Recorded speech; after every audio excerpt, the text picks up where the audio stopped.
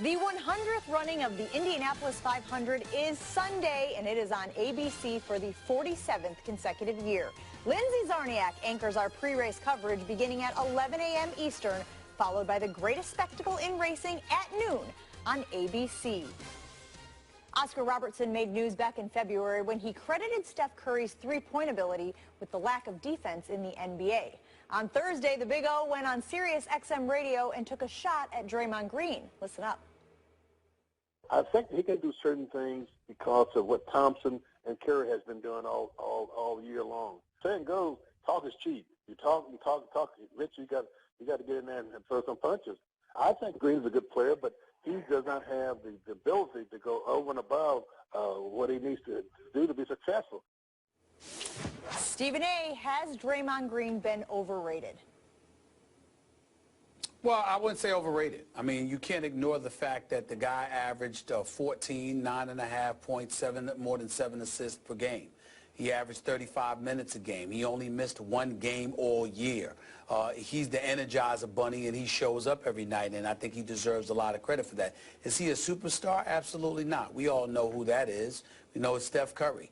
He's one of the greatest shooters in the game, even though he shot close to 38% from three-point range. No, that would be Klay Thompson and Steph Curry. We understand that. And on most teams in most situations, would he be just an average player? Yes, he would. But for this particular team, this particular system, this day and age in the NBA where you've got zone coverages and you can double bigs when even when they're off the ball, when you can foul dudes intentionally when they're not a part of the action. There's so many different things that go on today that didn't go on back in the day. You got to give credit where credit is due. He's benefiting from the times and the systems that are employed in this day and age. But he's taking advantage of them. And let's give credit where credit is due. Let's also remember, we can't ignore how much he facilitates this offense. He's an incredible passer at times. He really makes some really good passes. When you combine that with the fact that his toughness and willingness to get dirty and rebound is augmented by his ability to grab and push the ball up the floor and actually lead fast breaks. So guards like Steph Curry and others are in position to shoot the basketball.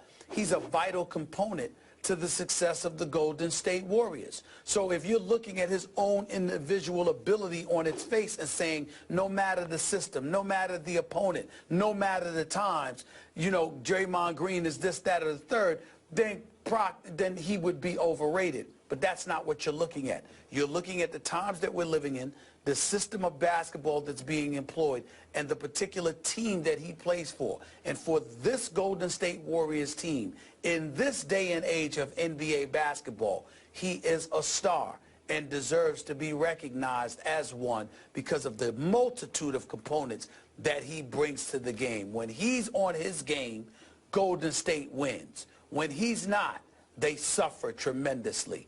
If the man couldn't play, it wouldn't be the case.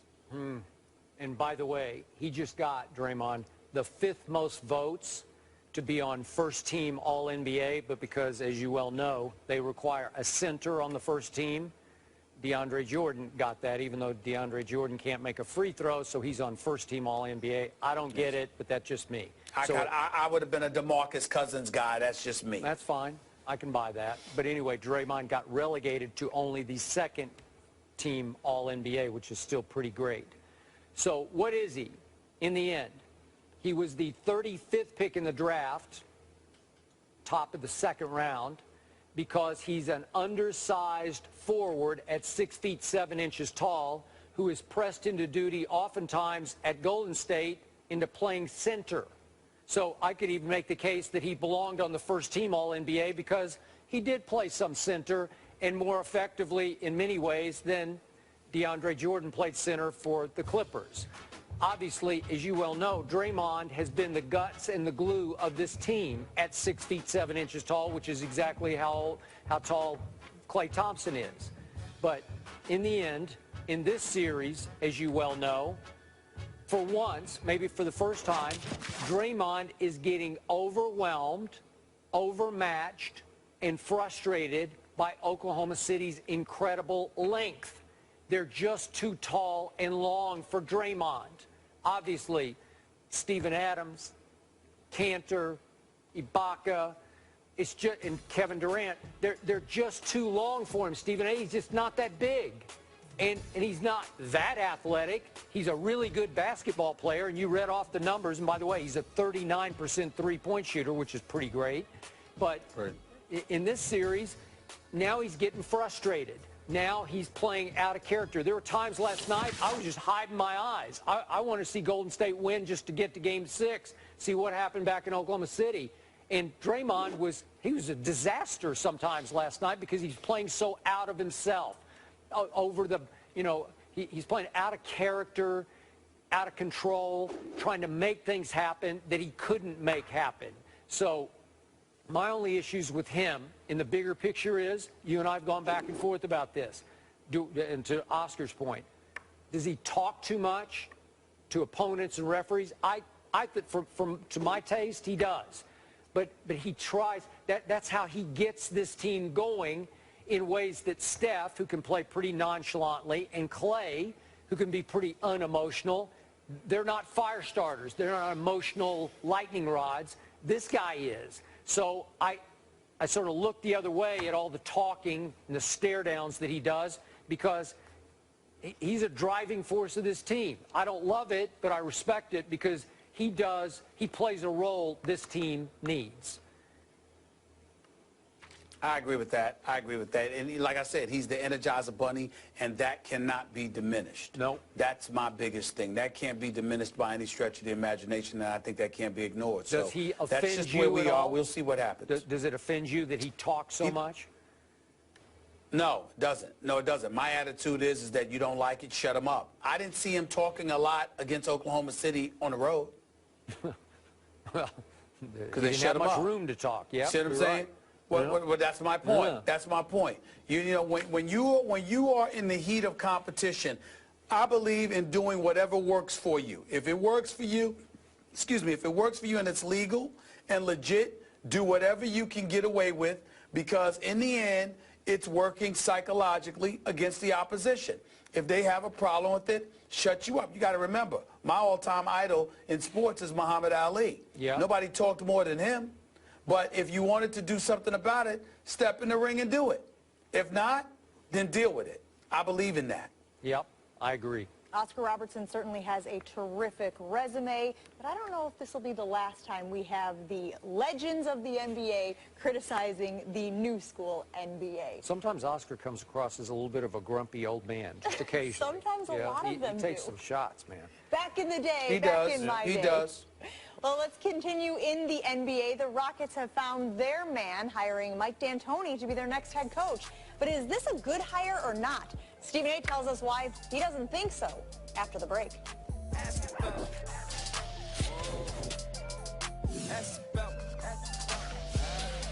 The Rockets are finalizing a deal to make Mike D'Antoni their head coach, that according to ESPN and media reports. Sources say the team is working on a 3-year deal with a team option for a 4th year.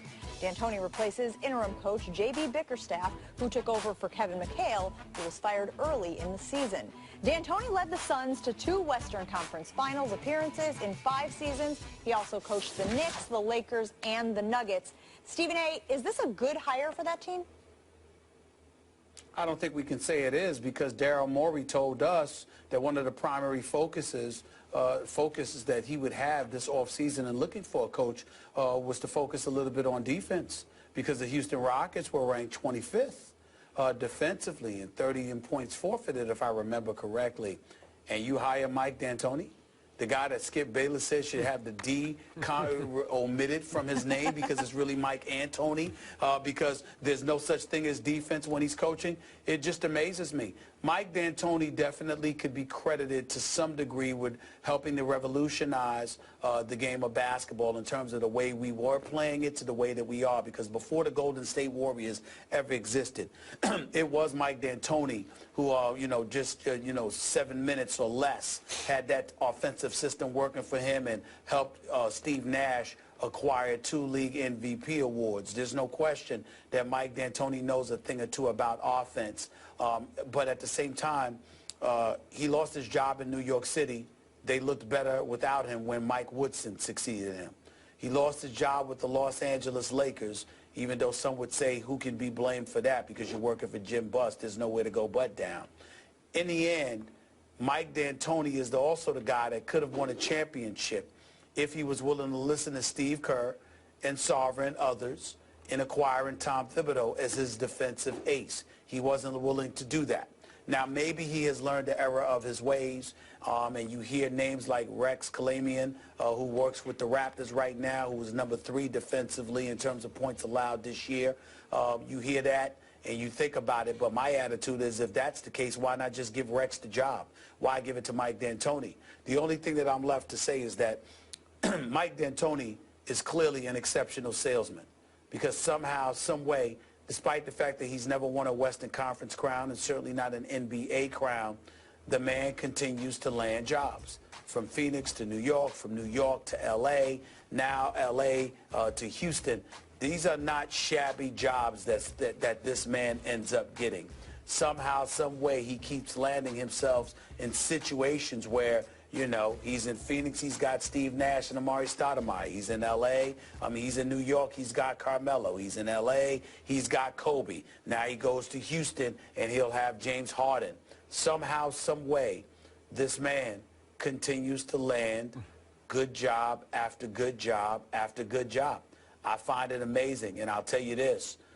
If I want a salesman, I definitely hire him because whatever he's selling, somehow, some way, folks continue to buy.